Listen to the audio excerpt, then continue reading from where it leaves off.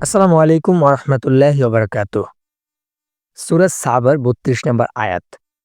এই আয়াতটা যদি আপনারা অর্থ সহকারে পড়েন বা অর্থ সহকার বা তাফসীর সহকারে পড়েন তাহলে বুঝতে পারবেন যে আল্লাহ তাআলা কি বুঝাতে চেয়েছেন এবং আমাদেরকে কি ইঙ্গিত করছেন বা কি বলেছেন।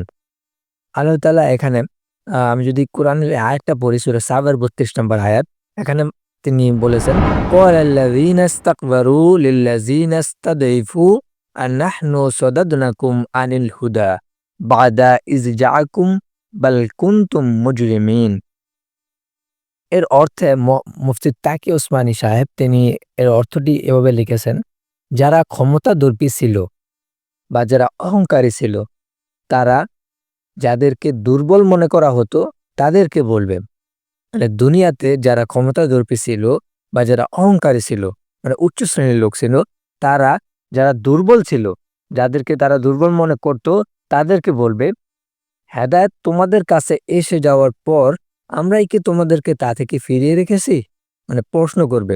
এখানে তাদের কথোপকথনের কথা আল্লাহ তাআলা উল্লেখ করেছেন যে এমন একদিন তথা কিয়ামতের দিন তারা নিজেদেরকে মানে নিজেরা যারা উচ্চ শ্রেণী ছিল তারা দুর্বল শ্রেণীকে প্রশ্ন করবে, হেদায়েত তোমাদের কাছে আসার পর আমরাই কি তোমাদেরকে তা থেকে ফিরিয়ে রেখেছি?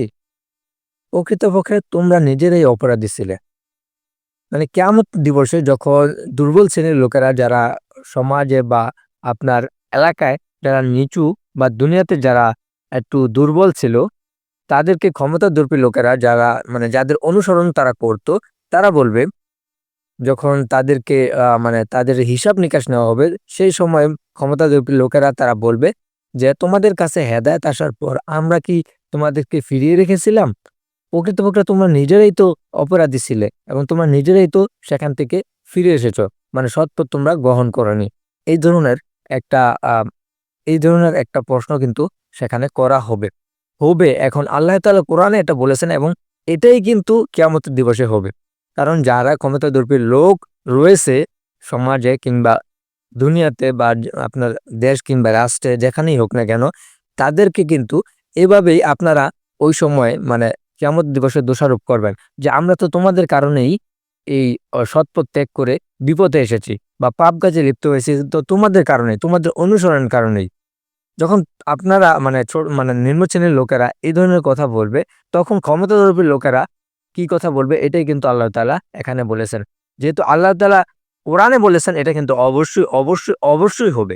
কারণ আপনারা তখন এভাবে যখন যারা নিম্ন শ্রেণীর বা যারা দুর্বল শ্রেণীর লোক ছিল, তারা যখন ক্ষমতাধর্মী লোকদেরকে প্রশ্ন করবে, তখন তারাও প্রশ্ন করবে যে, "আমরা কি মানে হেদায়েত আসার পর আমরা কি তোমাদেরকে সেখান থেকে ফিরিয়ে রেখেছি?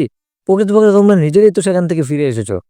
এই ধরনের প্রশ্ন কিন্তু করা হবে। যেটা আল্লাহ তাআলা আমাদেরকে কোরআনের মাধ্যমে কিন্তু আগেই এটা জানিয়ে দিয়েছেন।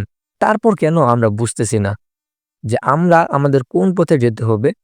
আমাদের কিন্তু সেটা আমরা আমরা কোরআন হাদিসের মাধ্যমে যদি আমরা পর্যালোচনা করি, দেখি এবং পড়ি, বুঝি, জ্ঞান অর্জন করি তাহলে কিন্তু আমরা সুস্পষ্টভাবে দেখতে পাই যে আমরা কোন পথে রয়েছি।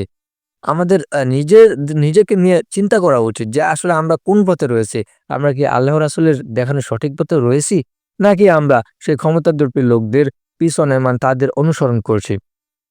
আমাদেরকে যদি আমরা কোরআন শরীফ পড়ি এবং সেটা অর্থ সহকারে এবং তাফসীর সহকারে আমরা বুঝার চেষ্টা করি তাহলে আমরা সুন্দরভাবে বুঝতে পারবো যে আল্লাহ তাআলা আমাদেরকে কি করতে বলতেছেন এবং কি করা থেকে বিরত থাকতে বলেছেন।